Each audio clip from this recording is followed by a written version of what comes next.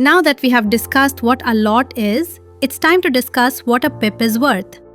You will remember from our second educational video that a pip is the measure of the change in the exchange rate of a currency pair. But how do we calculate the value of a pip in terms of its monetary worth? The formula is simple. The amount of the base currency in lots times the number of pips equals the amount in quote currency.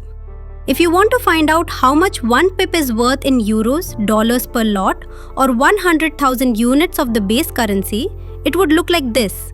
For yen-based currency pairs, the result is a little different because the pip corresponds to the second decimal digit. Let's take a look at a practical example. Using a trade, a trader buys 1.5 lots of pound US dollar at 1.33. Once the price rises, for example, to 1.343, he decides to close his position.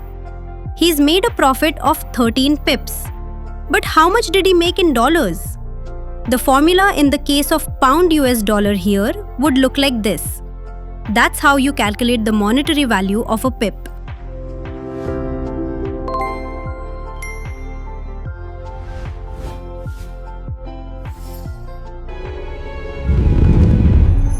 Please like and subscribe.